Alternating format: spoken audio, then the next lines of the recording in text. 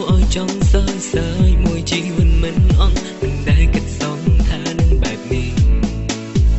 ผมเมื่อท้ายบอกคงจะโอนกรุบแบบยาបងបានសាងនៅភៀងក៏ក្តៅមកអោយអូន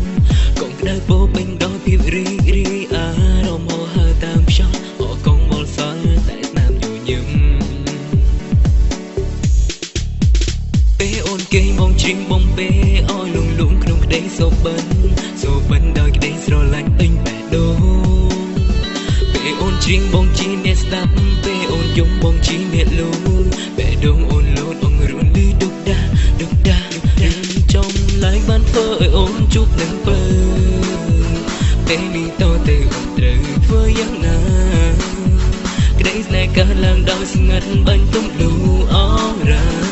ចូលចែកខ្សែនឹងក្រារបស់ថ្លៃ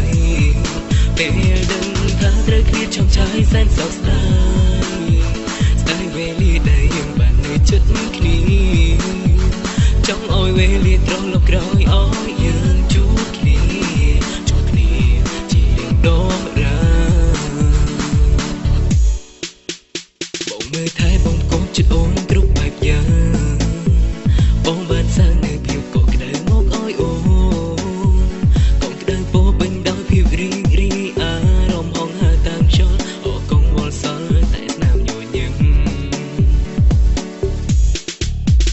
ពេលអូនគេងបងជ្រៀងបំពេអោយលងលងក្នុងក្តីសូបិនដោយក្តីស្រឡាញ់ពេញបេះដូងពេលអូនជ្រៀងបងជីអ្នកស្ដាប់ពេលអូនយំបងជីអ្នកលូនបេះដូងអូនលោតអងរួនលឺឌុកដា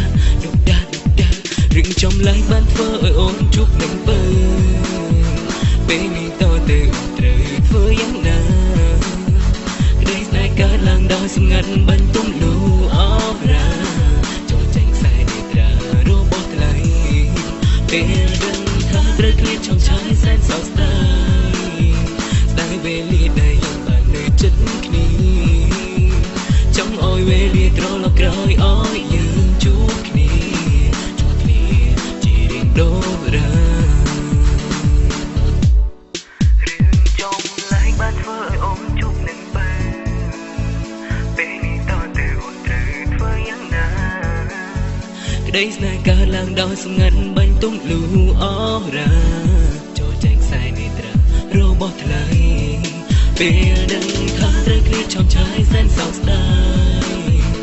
យវេលាដែលយើងបាននៅជិតគ្នាចង់ឲ្យវេលាត្រឡប់ក្រោយឲ្យយើងជួបគ្នាជារៀងដរាចង់ឲ្យវេលាត្រឡប់ក្រោយ